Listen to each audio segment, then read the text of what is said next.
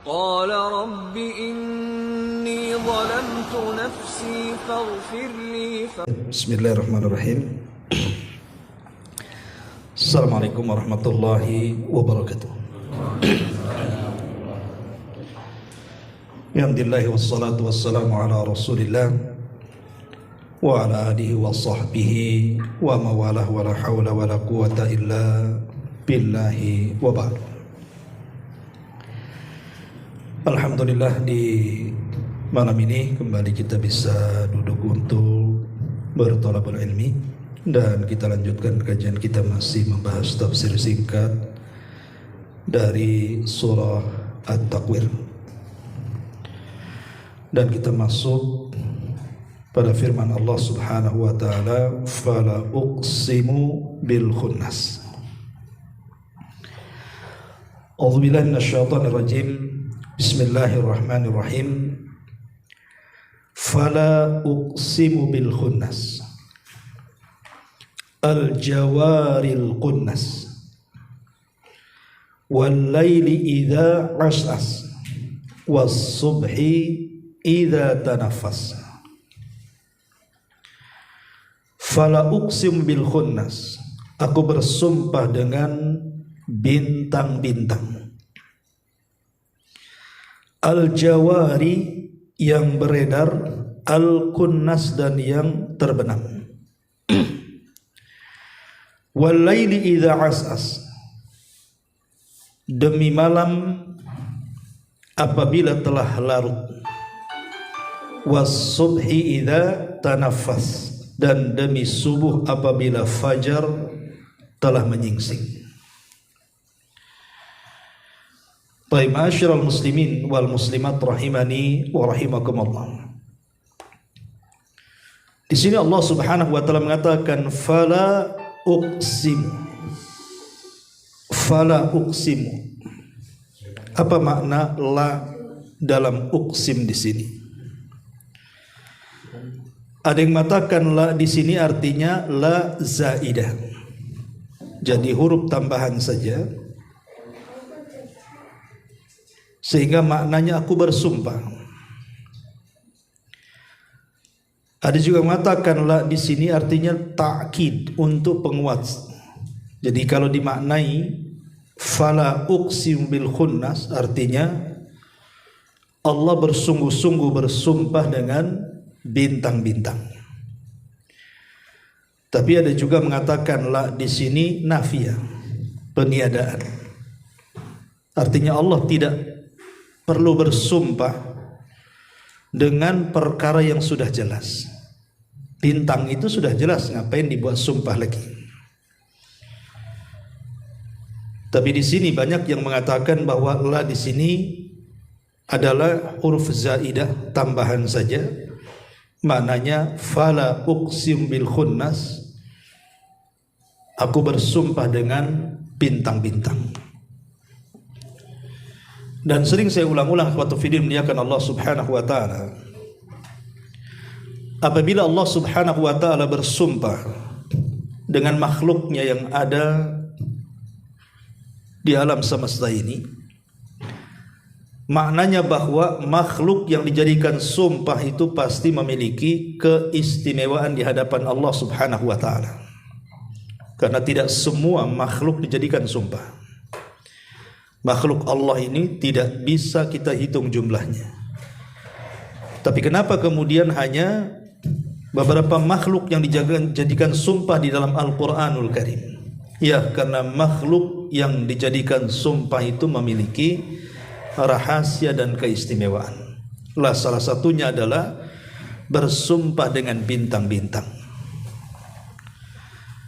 Dan kalau kita cerita tentang manfaat bintang yang tersebar di dalam Al-Quranul Karim, maka fungsi bintang itu kan ada 3. Pertama, untuk menghiasi langit. Artinya tanpa bintang langit itu akan menyeramkan. Kemudian yang kedua, sebagai pelempar setan, syuhuban lisyayatin. di mana jin-jin yang naik ke langit untuk mencuri dengar dari kalam ilahi yang disampaikan Jibril kepada para malaikat di langit dunia,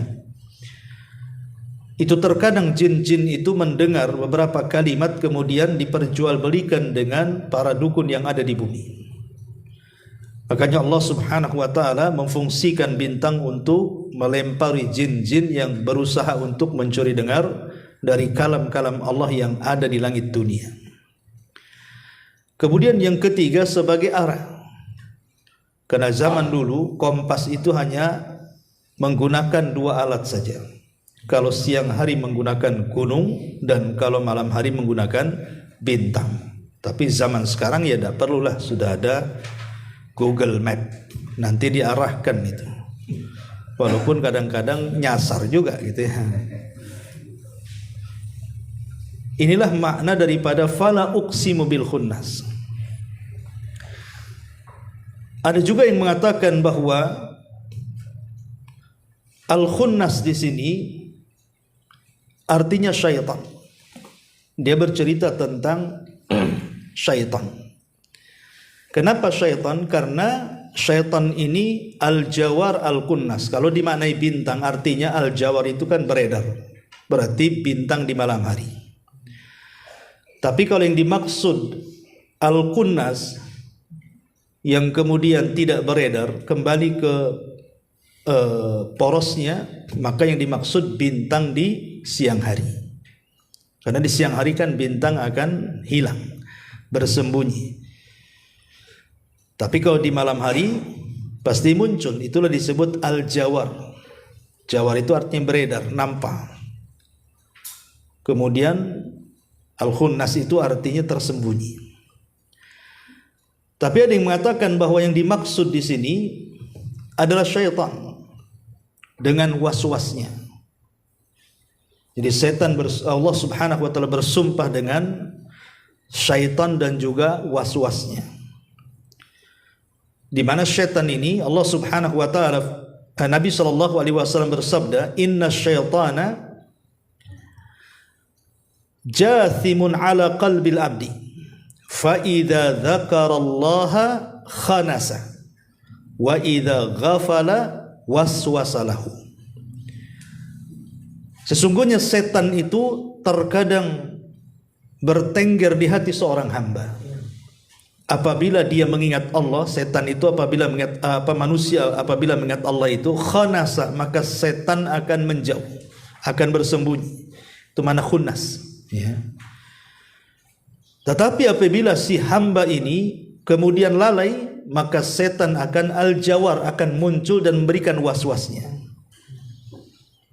Jadi yang dimaksud sumpah Allah fala uqsimu bil khunnas, al-jawaril khunnas, maksudnya adalah asyaitan di sini. Ada juga yang mengatakan bahwa fala uqsimu bil khunnas, al-jawaril khunnas di sini maknanya adalah para pemburu. Jadi pemburu binatang terkadang kita harus bersembunyi, terkadang harus mengejar. Al-jawar itu artinya mengejar, al-khunnas itu artinya bersembunyi. Pemburu kan seperti itu, ya. Tetapi banyak penafsiran para ulama yang dimaksud sumpah dalam ayat ini maksudnya adalah fala uqsimu bil khunnas di sini artinya bintang-bintang, dan kalimat al-jawar yang beredar maknanya bintang di malam hari, al-khunnas terbenam artinya bintang bersembunyi itu di siang hari. Kita maknai secara global dulu. Kemudian Allah Subhanahu wa taala mengatakan wal laili idza asas. Dan demi malam apabila telah larut. As-as itu artinya apabila telah menyelimuti. Maka dalam bahasa Arab kalau ada orang yang berjaga di malam hari itu disebut as-as namanya. Bahkan pencuri itu dikatakan as-as karena dia berkeliaran di malam hari. Jadi kalau antum suka begadang, antum disebut as-as dalam bahasa Arabnya. Gitu. As-as gitu. Mau kemana gitu. Jadi orang-orang yang suka berkeliaran di malam hari. apabila sudah gelap gulita. Wal laili idza as'as, demi malam apabila telah larut. Ya. Kemudian was-subhi idza tanaffas, dan demi subuh apabila tanaffas, menyingsing. Tanaffas itu artinya bernafas.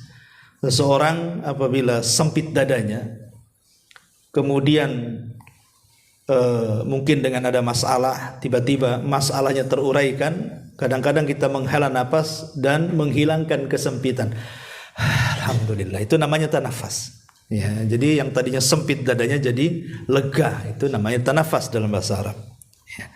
Tapi yang dimaksud di sini was-subhi idza tanafas, apabila menyingsing, maksudnya fajar shadiq.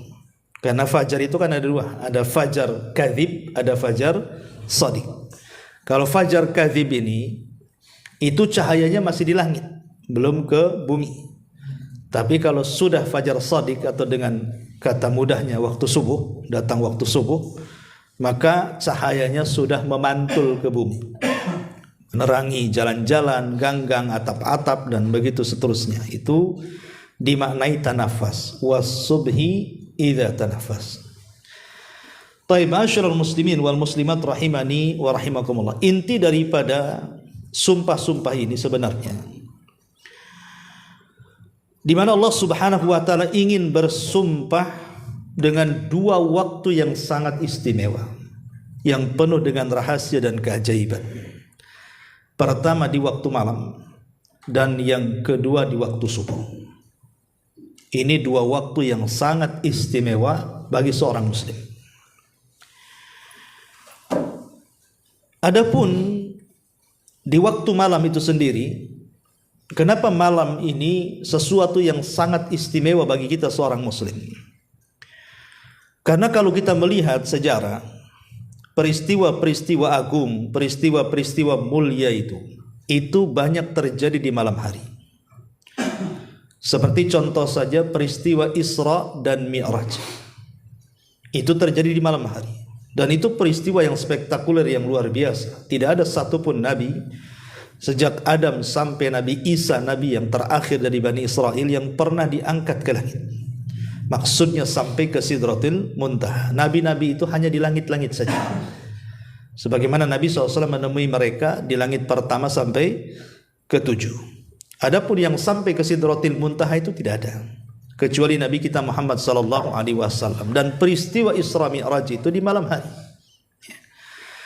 Kemudian yang kedua, kalau kita melihat tentang sejarah sebelum Nabi SAW diselamatkan Nuh alaihi salam, diselamatkannya Lut alaihi salam ketika negeri Sodom itu mau dihancurkan sehancur-hancurnya oleh Jibril dan dua malaikat yang lainnya, sehingga Allah Subhanahu wa taala berfirman di dalam surah Al-Qamar ayat 34, Inna arsalna alaihim hasiba illa ala lutin najjaynahum bisaharin.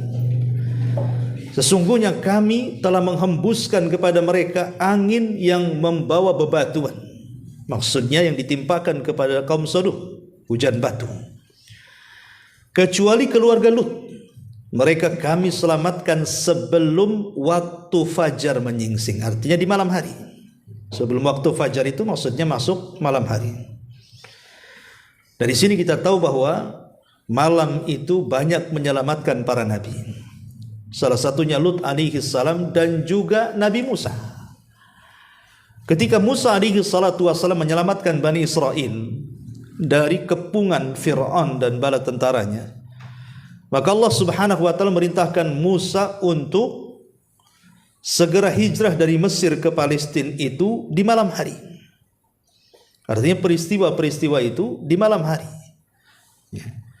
Bahkan disebutkan di dalam tafsir Ibnu Katsir ketika Allah Subhanahu wa taala berfirman tentang kisah Nabi Yakub. Nabi Yakub, di mana ada kata-kata Nabi Yakub di dalam Al-Qur'an itu, saufa astaghfiru lakum rabbi. Sungguh aku akan memintakan ampun untuk kalian kepada Rabbku.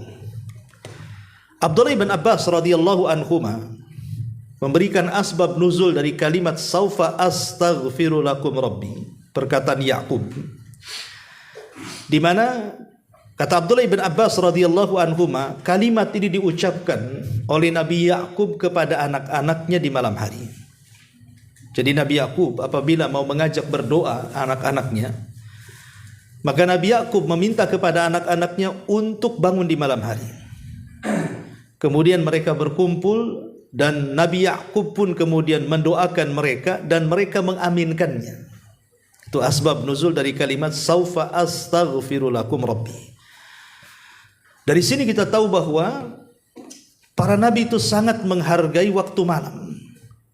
Ya, karena Nabi Yakub lihat ketika hendak berdoa kepada Allah Subhanahu wa taala menanti waktu malam. Begitu juga kalau kita melihat sejarah Nabi Allah ayahanda daripada Nabi Sulaiman, Nabi Daud alaihi salam, itu apabila hendak berzikir kepada Allah Subhanahu wa taala dan membaca Zabur, Taranum, itu akan keluar di malam hari, kemudian akan menuju ke perbukitan.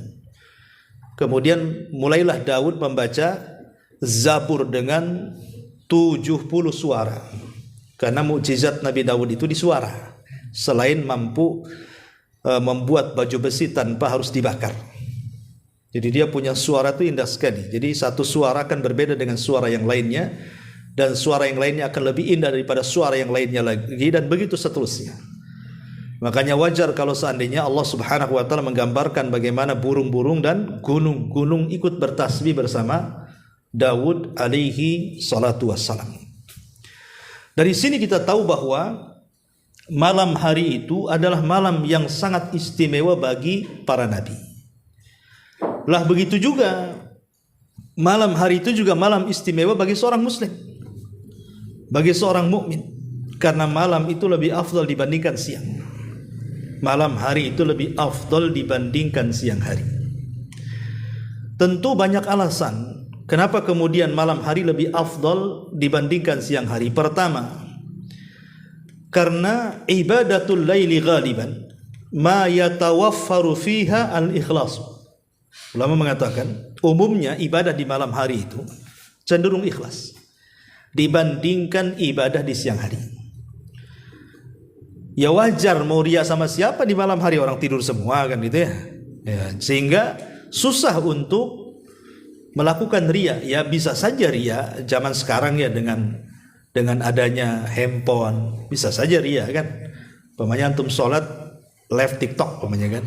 Bisa juga kan itu ya, atau live Facebook atau WA ke kawannya, bangunlah kayak ana nih malam-malam bangun tahajud. Kan gitu ya. Kan bisa saja. Tapi kan kita cerita ghalib ya, cerita umumnya. Umumnya di malam hari itu kalau ibadah pasti ikhlas. Makanya kenapa Nabi SAW sampai mengatakan fadlu salatil laili ala salatin nahari ka fadli sadaqati sirri ala sadaqatil alaniyati. Keutamaan salat malam dibandingkan salat siang itu sama dengan keutamaan sedekah sembunyi-sembunyi dengan sedekah terang-terangan. Gimana lah sedekah sembunyi-sembunyi kan pasti ikhlas gitu ya. Sedekah terang-terangan pasti akan tersulut riya dan sum'ah. Kemudian yang kedua, lebih daripada itu, ibadah malam itu asyakku ala nafsi. Itu lebih berat kepada jiwa karena harus bangun masalahnya. Ya bayangkanlah tengah malam, ngantuk-ngantuk, antum bangun, ambil wudhu, tahajud, itu kan berat sekali sebenarnya. Karena memang cuaca pun mendukung untuk tidak bangun. Ya, makanya ada istilah apa itu? Adalah orang guyonan itu. Antum kalau dengar suara adzan Mekah subuh, ketika membaca as-salatu khairum minan naum, itu pendek. As-salatu khairum minan naum, kayak gitu ya. Nah, makanya cepat bangun. Tapi Indonesia kan as-salatu khairum minan naum, banyak ya lagunya kan. Pas di naumnya itu panjang kali kan. Jadi suruh tidur gitu ya. Intinya bahwa memang agak berat bangun di malam hari apabila lelah, letih, capek kerja makin lagi. Makanya kenapa kemudian Allah mengatakan inna nasyiatal laili hiya ashaddu wat'an wa aqwamu qila. Sesungguhnya bangun di tengah malam itu memang lebih menjiwai. Karena memang berat, memang tidak mungkin orang bangun untuk ibadah di malam hari itu kecuali karena Allah. Kecuali karena Allah, ya. Dan kita tahu bahwa ibadah yang dilakukan di tengah-tengah kelalaian manusia itu pahalanya lebih besar dibandingkan ibadah ketika manusia tidak lalai.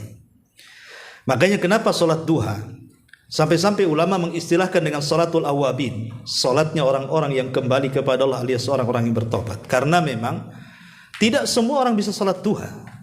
Gimana orang yang jam-jam duha itu orang sibuk-sibuknya bekerja? Orang yang kantor punya kantor ke kantor, orang yang punya sawah ke sawah, orang punya jalan di jalan dan begitu seterusnya kan. Sehingga apabila kemudian dia menyendiri salat duha, ulama mengatakan pahalanya lebih besar. Kenapa? Karena dia sanggup beribadah di tengah kelalaian manusia. Lah salat malam juga sama. Orang lagi lalai tidur, antum pula bangun. Makanya pahalanya lebih besar, ya. Kemudian yang ketiga, ibadatul lail itu yakunu fiha mazidu tadabburin wa tafahumin. Mazidu tadabburin wa tafahumin. Ibadah di malam hari ini ada tambahan. Seseorang itu bisa lebih fokus untuk tadabbur dan tafakur. Makanya satu malam Nabi SAW meminta izin kepada Ummul Mukminin Aisyah radhiyallahu anha untuk beribadah. Aisyah ketika itu berat hati karena memang sangat mencintai Rasul. Tapi Aisyah pun mau Nabi melakukan hal-hal yang ia sukai. Makanya oleh Aisyah diizinkan malam itu tidak diganggu. Maka mulailah Nabi SAW salat malam, mulai dari ba'da isya sampai subuh. Dan dihabiskan dengan tangisan-tangisan sampai membasahi janggut bahkan lantainya. Jadi di pagi hari Rasul itu berjumpa dengan dengan Bilal ibn Rabah. Namanya orang habis nangis semalam kan nampak matanya. Orang itu habis nangis gitu ya. Jadi Bilal ini bertanya, apa yang membuat anda sedih wahai Nabi Allah? Maka Nabi SAW mengatakan, unzilat alayya ayatun, telah turun kepadaku ayat dalam Quran. Kemudian Rasul mengancam, wailun liman qara'aha wa lam yatadabbaraha. Celaka bagi orang yang membacanya dan tidak mau merenungkannya. Sehingga Bilal makin penasaran ayat apa itu. Maka Nabi SAW membaca surah Al-Imran itu kan, inna fi khalqis samawati wal ard wa ikhtilafil laili wan nahar la ayatin liulil albab alladzina yadhkuruna Allaha qiyaman wa qu'udan wa ala junubihim wa yatafakkaruna fi khalqis samawati wal ard rabbana ma khalaqta hadza batilan ila akhiril ayat. Dari sini bagaimana tangisan Nabi SAW di malam hari menunjukkan apa? Lebih mampu untuk tadabbur, untuk tafakkur di malam hari itu. Ini yang ketiga. Yang keempat, bahwa di malam hari ini musim litanazzuli rahmat walinuzuli rabbil ardi was samawat fa'adumatil ibadatu fihi. Karena di malam hari ini adalah musim di mana rahmat-rahmat Allah Subhanahu wa taala turun. Lebih daripada itu, Rabb pemilik langit dan bumi juga turun ke langit dunia. Makanya ada hadis yang mengatakan, yang zilu rabbuna ila sama'id dunya fi thuluthil lailil akhir wa dzalika kulla lailatin. Faqala Allah azza wa jalla, man yad'uni fa astajibana wa man yas'aluni fa u'tiya wa man yastaghfiruni fa aghfirana. Kata Nabi SAW, Allah turun ke langit dunia dan itu di sepertiga malam akhir dan itu setiap malam. Kemudian Allah Subhanahu wa taala berfirman kepada hamba-hambanya, siapa yang berdoa aku kabulkan, siapa yang minta aku kasih, dan siapa yang beristighfar ku ampuni dosa-dosanya. Lah sebab inilah kata para ulama, fa'adumatil ibadatu fi. Maka ibadah di malam hari itu semakin mulia lagi dengan disaksikannya langsung oleh Rabb pemilik langit dan bumi. Turun ke bumi, ya, dan menyaksikan hamba-hambanya, siapa yang meminta, siapa yang berdoa, siapa yang istighfar, dan begitu seterusnya. Kemudian yang kelima, ibadatul laili taraffa'an nasu darajat. bahwa ibadah lail itu bisa mengangkat derajat-derajat manusia. Bisa mengangkat derajat-derajat manusia, bahkan seluruh hajat manusia itu akan dikabulkan oleh Allah Subhanahu wa taala. Ikhwan dan akhwat, siapa di antara kalian yang tidak punya masalah? Pasti banyak masalah kita ini ya. Entah masalah ekonomi, mungkin seret pula gitu usaha, atau masalah kesehatan, banyak penyakit pula susah disembuhkan, atau masalah kenakalan anak-anak yang buat pusing kita, ya, ataupun masalah-masalah ucapan-ucapan manusia yang menyakiti dada dan hati kita, macam-macam lah masalah itu, ya. Tetapi sebenarnya masalah-masalah itu bisa terurai dan akan terurai dan pasti terurai kalau kita bisa menyelesaikan di malam hari, ya. Masalah itu bisa terurai, selesaikan di malam hari. Karena masalah itu kan datang dari Allah, ikhwan. Lah malam hari itu tempat kita berhubungan dengan Allah. Jadi tempat bersambungnya kita dengan Allah itu di malam hari. Makanya kenapa Nabi SAW sampai mengatakan bahwa ada satu waktu di malam hari itu yang kalau kita berdoa pasti mustajab. Lebih-lebih memang Allah Subhanahu wa taala turun dan menawarkan kekuasaannya, kekuatannya, kemuliaannya. Ya, doa-doanya, permintaannya ditawarkan, siapa yang minta ku kasih, siapa yang berdoa ku kabulkan, siapa yang minta ampun ku ampuni. Ini kan janji Allah setiap malam sebenarnya. Makanya kenapa kemudian malam hari itu bisa mengangkat derajat siapapun, menyelesaikan masalah apapun, asal yakin bangunnya kita di malam hari itu karena Allah, bukan karena yang lainnya, ya. Karena bangunnya di malam hari kalau sudah niatnya karena dunia ya tidak bisa, ya, karena Allah betul-betul ingin ibadah. Setelah ibadah baru kita meminta supaya Allah menyelesaikan masalah kita. Jadi itu diantara kenapa kemudian Allah bersumpah di sini dengan malam yang luar biasa, karena perkara-perkara tadi. Ma'asyiral muslimin wal muslimat rahimani wa rahimakumullah. Sehingga sampai ulama mengatakan ada 4 ibadah yang sangat agung sekali. Ibadah ini kalau dilakukan di malam hari itu keistimewaannya luar biasa. Hanya 4 ibadah saja, ya. Pertama, qiyamul lail. Dan itu disabdakan oleh Nabi SAW dalam sebuah hadis, man qama bi asyri ayatin lam yuktab minal ghafilin, wa man qama bi mi'atin kutiba minal qanitin, wa man qama bi alfin kutiba minal muqantarin. Kata Nabi SAW, barang siapa yang bangkit salat malam membaca 10 ayat saja. 10 ayat itu antum 3 kul aja sudah lebih tuh, ya. Maka ia akan ditulis kutiba minal lam yuktab minal ghafilin, maka dia tidak mungkin dicatat tergolong hamba-hamba Allah yang lalai. Artinya orang yang qiyamul lail walaupun hanya 10 ayat yang dibaca, berarti kita ini sudah dianggap orang yang taat kepada Allah, bukan orang yang lalai.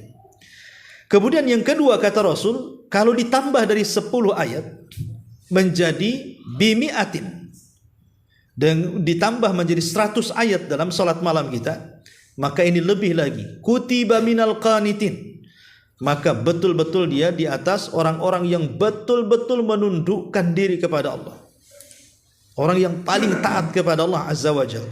Bahkan kalau kita bisa lagi lebih daripada 100 ayat, bi alfin dengan 1000 ayat, kutiba minal muqantarin, maka orang ini betul-betul sudah layak untuk menjemput kematiannya, karena sudah banyak bekal yang dibawanya. Kalau dia bisa sampai 1000 ayat gitu ya, berarti siap matilah orang tuh, karena bekalnya sudah cukup tuh. Kalau dia bisa membaca 1000 ayat, cemana Ustaz? Hafalan saya saja susah. Salat malam itu bisa pegang mushaf, ikhwan. Antum pegang mushaf bisa. Ya, salat malam khusus salat malam, kalau salat wajib tidak boleh. Kalau salat wajib itu Allah mengatakan faqra'u ma tayassara minal Quran. Ya, baca yang paling mudah. Jangan dipaksakan kalau salat wajib itu. Antum bacanya qul huwallah, itu yang antum hafal itu saja. Enggak usah antum kemudian hafalan pamannya cuman wadduha lam yakunil, coba-coba pula Al-Baqarah. Ya, nanti banyak berhentinya dibanding bacanya. Banyak lupanya, keloncat-loncat kan itu. Jangankan Al-Baqarah, Qul ya ayyuhal kafirun aja terbalik-balik itu. Ya. Jadi ini keutamaan qiyamul lail. Yang kedua, ibadah yang luar biasa. Bahkan bukan hanya orang yang sholat malam ya. Orang punya niat saja sholat malam itu sudah dianggap sholat malam. Umpamanya orang ini terbiasa sholat malam, otomatis kan setiap hari dia pengen bangun tuh. Kalau qadarullah umpamanya dia tidak terbangun, maka Nabi SAW mengatakan, man ata firasyahu wa huwa yanwi an yakum yusalli minal laili faghalabathu aynahu hatta asbaha kutiba lahu ma nawa wa kana naumuhu sadaqatun alaihi min rabbih. Kata Nabi SAW, siapa yang datang ke tempat tidurnya, ke tempat pembaringannya, kemudian dia berdoa ingin atau berniat ingin salat malam, qadarullah mungkin pas dia bangun kok masih 100 waktu itu matanya kan, susah kali bangun ini ya. Maka Nabi SAW mengatakan tetap dia dicatat dia mendapatkan sholat malam dan tidurnya dianggap sedekah. Dua keutamaan tuh. Tidurnya dianggap sedekah, pahala sholat malam yang setiap kali antum lakukan dapat walaupun tidak melakukannya. Cukup dengan niat saja. Tapi jangan pula sampai mati niat aja. Tak bangun-bangun. Maksudnya orang yang memang suka sholat malam sekali-kali ketiduran. Bukan seumur hidup niat tapi tak bangun-bangun kan itu ya. Jadi ini yang pertama. Bahkan kenapa saya katakan tadi, kenapa di malam hari itu bisa membukakan semua kebaikan? Karena sholat malam itu termasuk pintu-pintu kebaikan. Ya, karena dalam hadis mengatakan, ketika Rasul ditanya, maukah, kata Rasul, hal adullukum ala abwabil khair, maukah kutunjukkan kepada kalian tentang pintu-pintu kebaikan? Maka Nabi SAW salah satunya menyebutnya adalah wassalatur rajuli fi jawfil laili. Pintu kebaikan itu ada di solat malam ya. Jadi solat malam itu membuka pintu kebaikan. Bagi yang susah kerjanya Allah mudahkan, bagi yang sakit Allah sembuhkan, bagi yang ya namanya kebaikan macam-macam kebaikan itu ya. Rumah tangga yang berantakan jadi bagus, anak-anak yang nakal jadi tidak, dan begitu seterusnya. Itulah pintu-pintu kebaikan. Kemudian yang kedua, membaca Quran. Jadi setelah tahajud duduk baca Quran ya. Kenapa demikian? Abdullah bin Mas'ud radhiyallahu anhuma, Abdullah bin Mas'ud radhiyallahu an dan juga Abi Hurairah radhiyallahu an ketika memberikan catatan kepada ayat inna Qur'anal fajri kana mashhuda. Sesungguhnya bacaan Quran di waktu fajar itu disaksikan para malaikat ya. Beliau mengatakan tashhaduhu malaikatul laili wa malaikatul nahar. Di mana baca Quran itu di malam hari akan disaksikan oleh para malaikat. Ya, jadi malaikat betul-betul menyaksikan kita sedang membaca Al-Quran. Ini yang kedua. Yang ketiga doa. Jadi tahajud, selesai tahajud antum baca Quran entah walaupun seayat dua ayat, antum angkat tangan di malam hari. Ya. Karena Nabi SAW mengatakan inna fil laili la sa'ah la yuwafiquha rajulun muslim yas'alullaha khairan min amri dunya wal akhirah illa a'tahu iyyah wa dzalika kulla lailatin.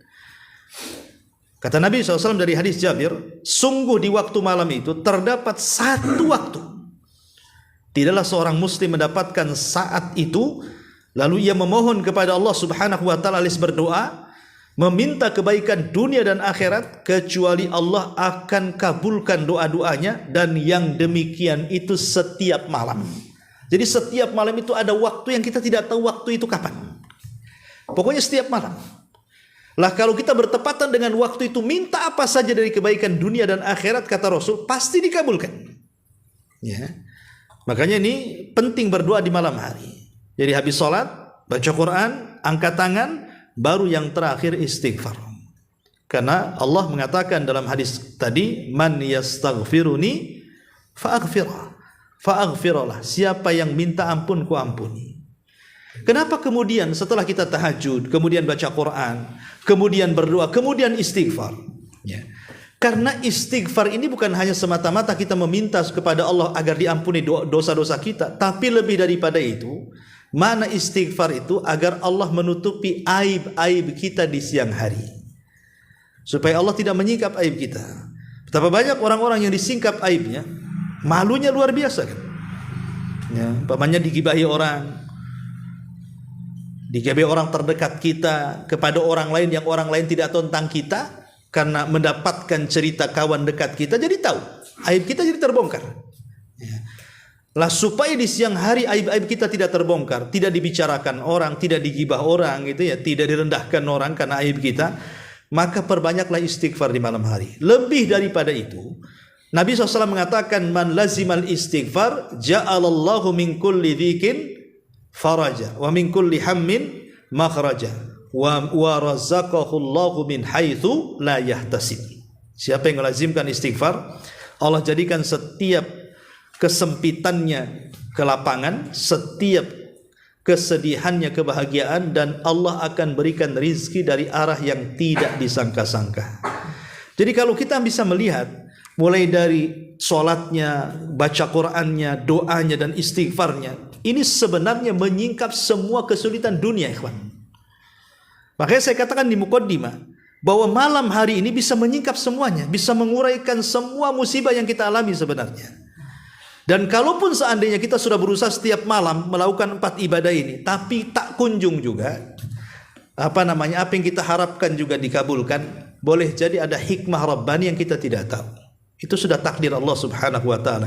Jangan kemudian akhirnya saya sudah tahajud tiap malam, tetap aja saya gini-gini saja ekonominya, aku berhenti saja. Enggak seperti itu juga.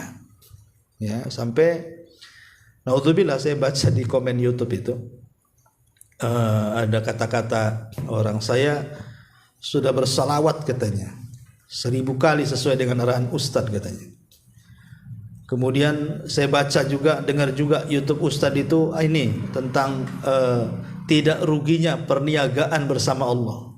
Dia bilang saya punya rumah, dan rumah itu sudah 7 bulan ditempati saudara dia katanya, dalam rangka berniaga dengan Allah. Bukankah dalam YouTube itu dapat keuntungan banyak katanya? Aku makin bangkrut, habis itu aku nggak mau lagi aku kasih katanya rumah itu katanya. Aku kapok berniaga dengan Allah, kan kurang ajar itu ucapan kayak itu, ikhwan. Dia sangka itu keuntungan di dunia mungkin. Dia sangka keuntungan di dunia. Lah keuntungan di dunia ini, ikhwatu fiddin, manusia kan terbagi 3. Ada mukmin, ada munafik, ada kafir. Kalau seorang mukmin hidup litazawwad, untuk menjadi bekal. Jadi kita seorang mukmin ini, kenapa kita hidup? Kita cari bekal untuk akhirat. Itu seorang mukmin. Ya. Tapi kalau munafik litazayyan. Ya, jadi hanya untuk ditampakkan aku ini orang bagus, aku ini orang baik, ya. Itulah munafik. Adapun orang kafir lihat tamatta, hanya untuk bersenang-senang saja. Nah, kita milih yang mana nih? Seorang mukmin mencari bekal, orang munafik hanya menghiasi diri, orang kafir bersenang-senang. Jadi harus dibedakan di sini. Keuntungan kita bukan di dunia. Kalau berniaga dengan Allah di dunia, ya, jangan berniaga dengan Allah. Ya. Karena Allah Subhanahu wa taala lebih daripada apa yang kita sangkakan. Kalau tujuannya hanya itu saja, rendah kali kita berniaga dengan Allah karena hanya ingin dunia. Seorang muslim bukan itu tujuan hidup. Dunia itu hanya untuk supaya kita ini berbekal saja untuk kehidupan akhirat. Lah ini yang harus dipahami. Makanya anak baca komen istighfar, astagfirullahaladzim, apa nggak paham ini video kan itu, harus dikasih paham harusnya orang kayak gini. Mudah-mudahan dia dapat hidayah kan itu. Intinya bahwa ikhwatu fiddin, inilah kenapa kemudian Allah bersumpah di sini, fala uqsimu bil khunnasil jawaril kunnas wal laili idza as. Jadi bintang dengan malam itu kan satu kesatuan, malam hari. Makanya Allah bersumpah dengan malam ini karena banyak rahasia yang tidak bisa kita ungkapkan, banyak keajaiban yang luar biasa. Kemudian setelah itu Allah Subhanahu wa taala bersumpah dengan waktu subuh. Was-subhi idza tanaffas. Ya. Di dalam ayat surah Al-Mudaththir, kalau kita baca surah Al-Mudaththir itu, di situ juga Allah bersumpah dengan malam. Wal laili id adbar. Demi malam ketika telah berlalu. Tapi di sini Allah berfirman ketika bersumpah dengan waktu subuh, was-subhi idza tanaffas. Perhatikan kalimat idza, ya. Ketika Allah bersumpah dalam surah Al-Mudaththir ayat 33, Allah sukunkan dzal, id. Tapi ketika Allah Subhanahu wa taala bersumpah tentang subuh, Allah harakat fathahkan idza. Kenapa yang satu disukun, yang satu diberikan harakat? Apa arti sukun? Sukun itu tenang. Dan harokat itu artinya bergerak. Ketika Allah Subhanahu wa taala bersumpah dengan malam dalam surah Al-Mudaththir 33, "Wal laili id adbar." Kenapa id disukun di situ? Karena malam hari itu waktu tenang, bukan waktu bergerak. Ya. Tapi kenapa ketika Allah Subhanahu wa taala dalam ayat At-Takwir yang kita sedang bahas ini bersumpah dengan subuh menggunakan harakat? Was-subhi idza. Ada harakatnya di situ, fathah. Idza tanafas. Kenapa harakat? Dan apa arti harakat? Harakat itu bergerak. Berarti malam hari itu tempat kita sukun, subuh itu tempat kita harakat. Ya, malam hari itu tempat kita tenang, subuh itu tempat kita bergerak. Jangan antum balik. Malam antum gerak, subuh pula antum sukun. Kan gitu ya. Sekarang kebanyakan gitu anak-anak muda tuh. Malam hari bergerak sana sini. Ya, kuliner sana sini. Jagongan sana sini. Nonton bola, aduh luar biasa tuh. Ya. Tapi subuhnya jadi sukun pula di balik coba. Tidur. Terutama pengantin baru tuh biasanya. Biasanya kalau malam gerak kan itu ya. Subuh pula dia sukun. Tidur. Bukannya sholat subuh.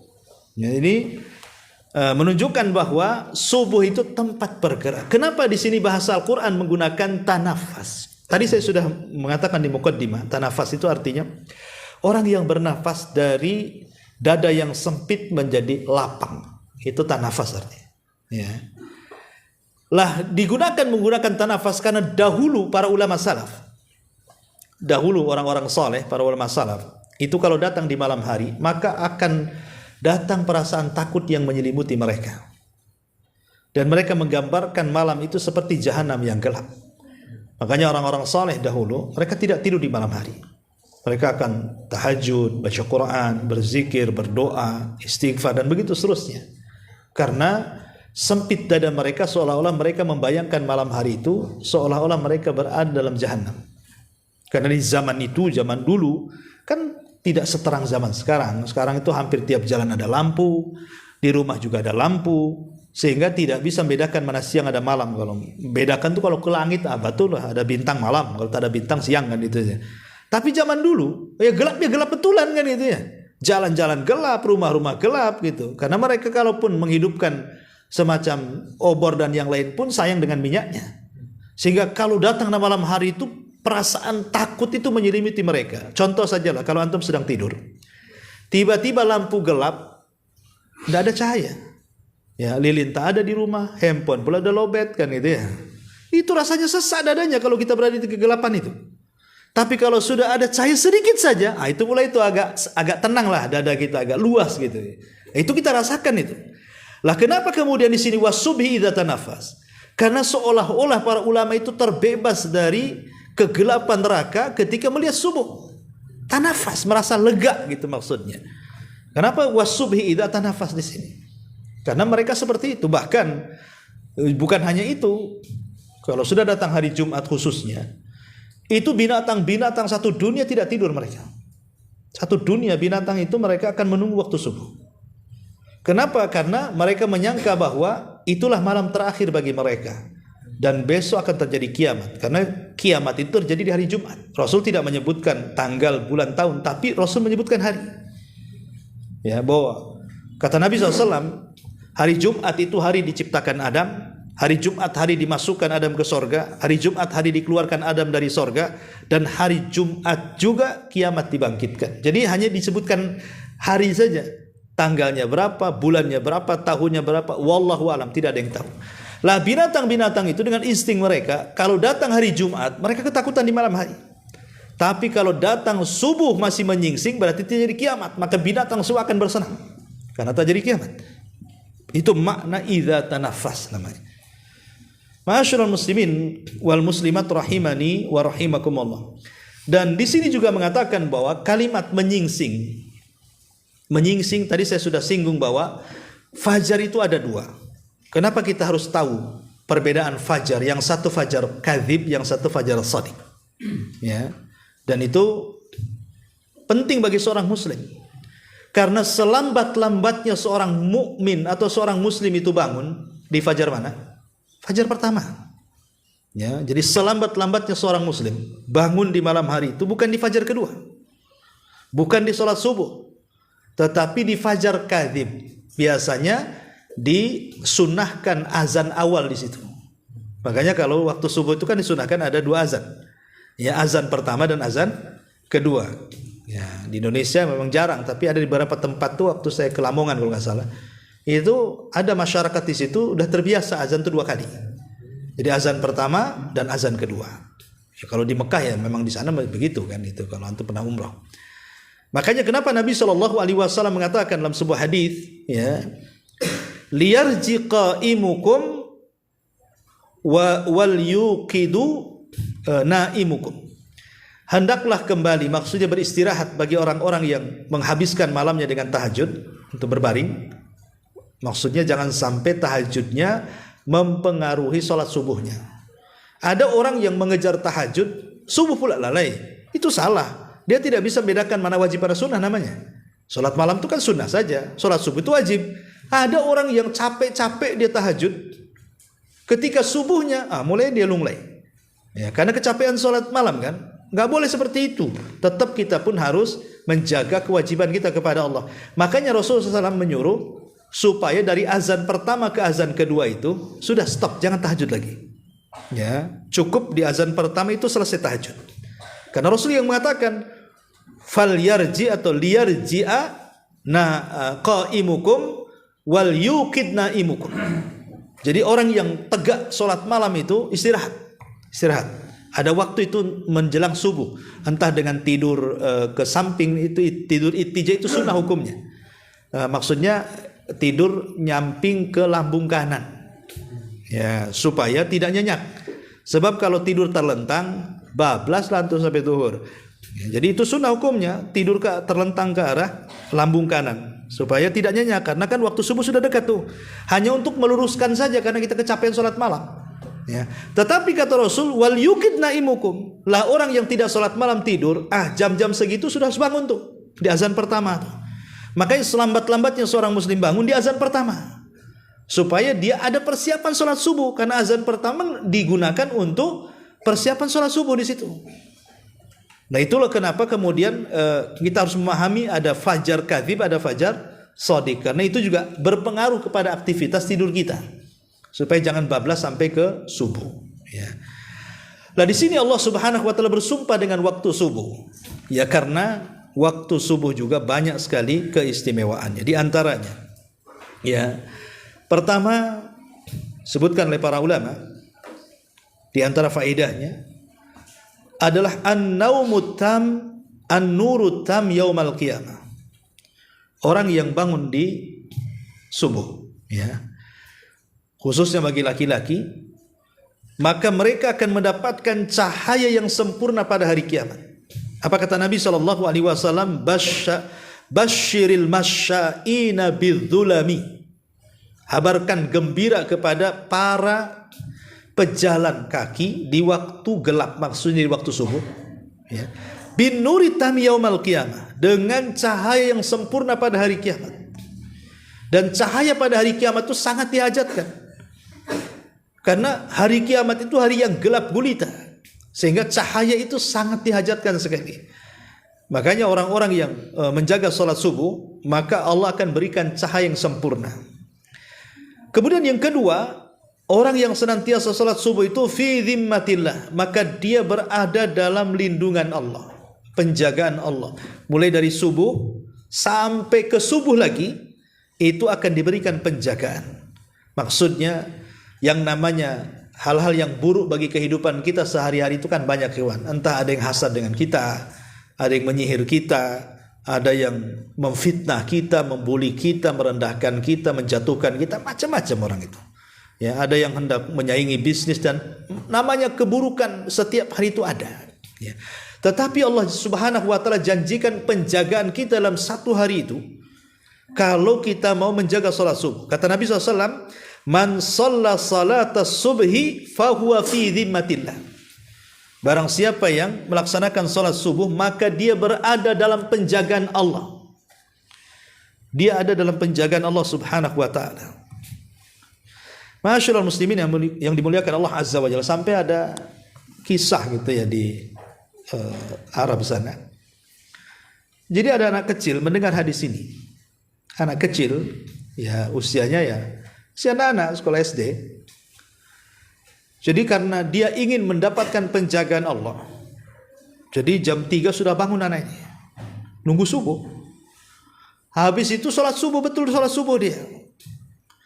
Yang namanya anak-anak sholat subuh ngantuklah dia akhirnya kan, paginya ketiduran sebentar. Rupanya dia telat telat masuk sekolah. Jadi ketika masuk sekolah lewatlah 1 jam dia baru masuk. Akhirnya dihukum sama gurunya.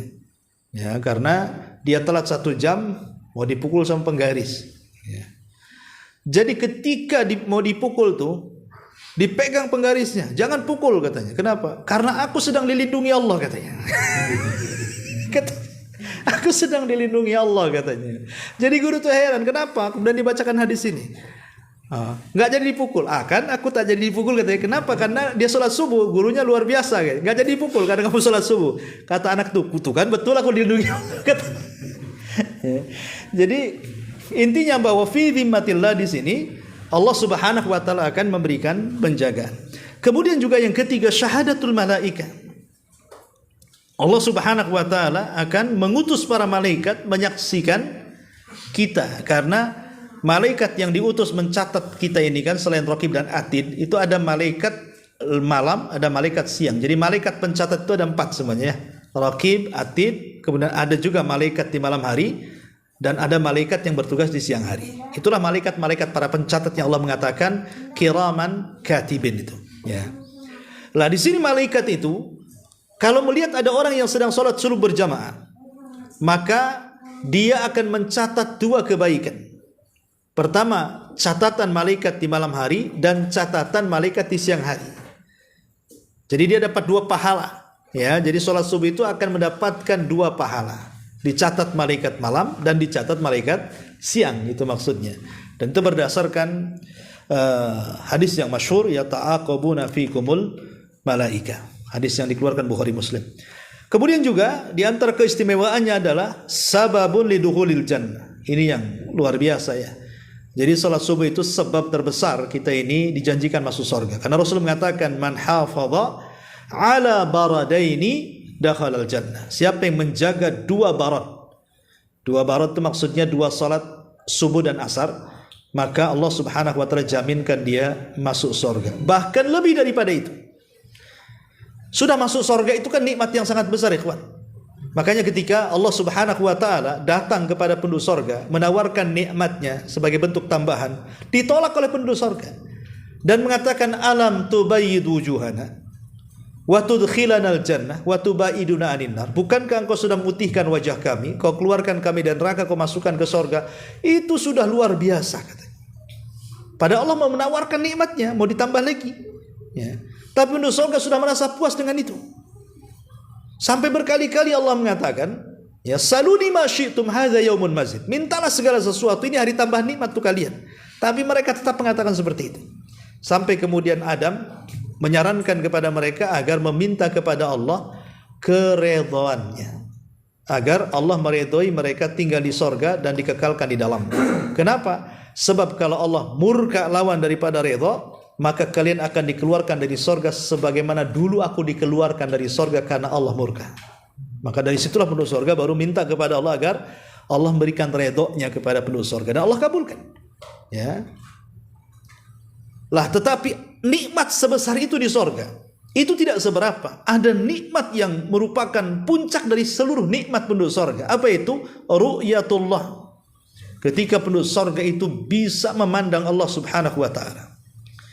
Dan Nabi SAW mengatakan, innakum satarawna rabbakum kama tarawna hadzal qamar la tudhamuna fi ru'yati fa in istata'tum alla taghlibu ala salati qabla tulu'i syamsi wa qabla ghurubiha faf'alu. Thumma qara'a wasabbih bihamdi rabbika qabla tulu'i syamsi wa qabla al-ghurub. Surah Qaf. Ya. Nabi SAW mengatakan kalian kelak di sorga akan melihat Rabb kalian sebagaimana kalian melihat bulan tanpa berdesak-desakan. Artinya melihat Allah tidak seperti melihat bioskop, nah. Ya, semua orang bisa melihatnya, cukup menegakkan wajah ke langit, semua orang bisa melihat Allah.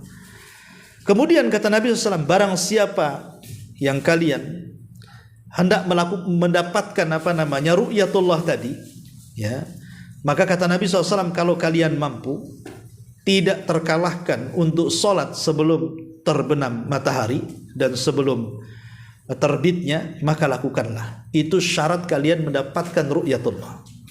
Jadi lihat sholat subuh dan asar ini penyebab terbesar kita akan terus memandang wajah Allah Subhanahu wa taala. Dan nikmat Allah yang luar biasa, ya. Ma'asyiral muslimin yang dimuliakan Allah Azza wa Jalla, jangan cerita subuhnya, cerita 2 rakaat subuhnya saja sudah luar biasa. Apa kata Rasul? Rak'atai al-fajri khairun minad dunya wa ma fiha. 2 rakaat sunnah subuh saja itu lebih baik daripada dunia dan isinya. Macam mana subuhnya? Kalau 2 rakaatnya saja lebih baik daripada dunia dan isinya. Ini keistimewaan yang luar biasa. Belum lagi akan terhindar dari sifat nifak, karena solat terberat bagi orang munafik itu solat isya dan subuh, ya. Kemudian juga lebih bisa untuk semangat hidupnya, karena biasanya orang kalau dia biasa bangun subuh, ya, kemudian tidak tidur lagi, walaupun agak ngantuk-ngantuk sedikit dia tahan, tapi siangnya itu dia tidak akan ngantuk, semangat tidurnya, bekerjanya itu semangat tuh.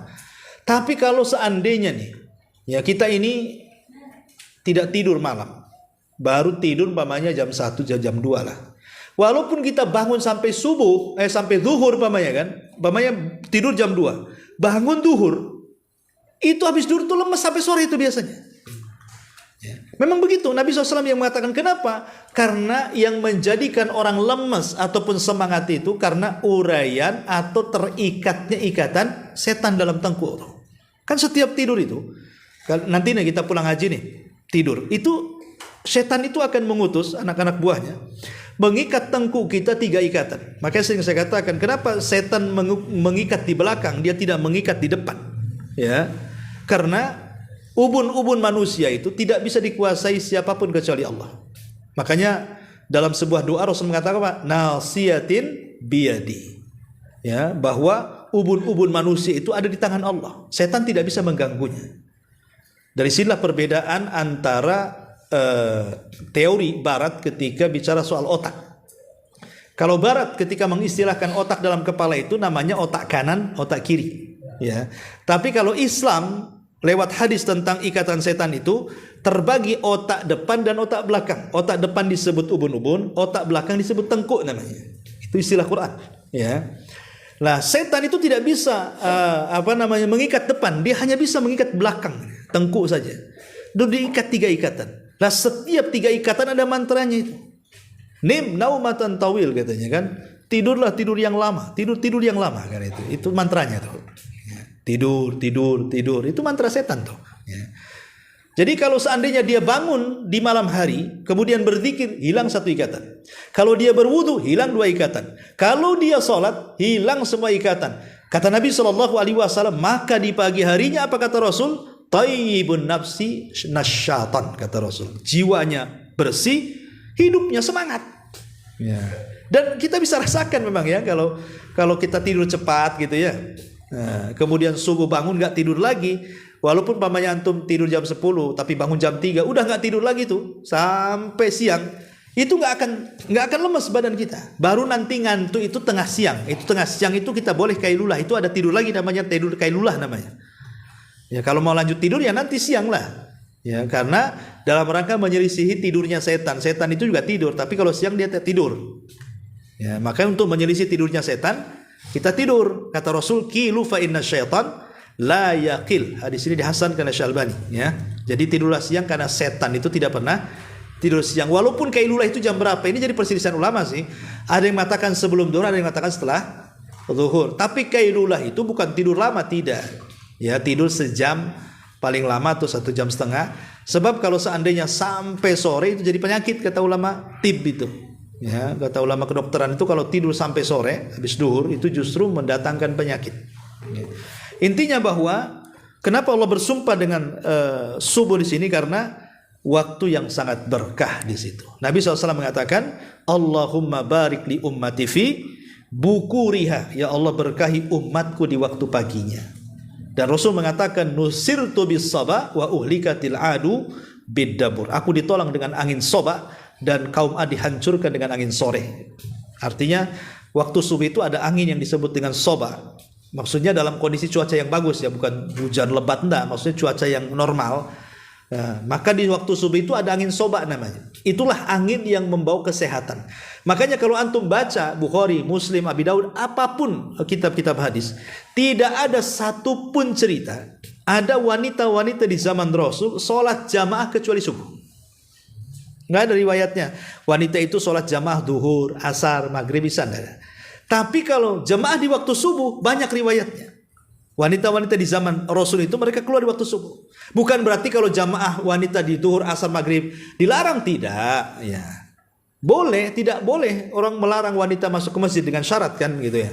Maksudnya di sini bahwa kenapa kemudian riwayat-riwayat yang banyak soal wanita-wanita yang keluar jamaah bersama Rasul di waktu subuh, karena mereka tahu fadilah waktu subuh. Sekalian mereka juga olahraga, jalan kaki, kan di situ ada angin soba. Makanya wajar kalau Imam Abdul Qayyim mengatakan orang yang membiasakan tidur setelah subuh, walaupun Syekh bin Bas mengatakan hukum tidur setelah subuh tidak ada hukumnya. Maksudnya tidak haram, tidak makruh, tidak. Apalagi orang yang capek kerja malam hari boleh tidur setelah subuh itu. Maksudnya dijadikan kebiasaan.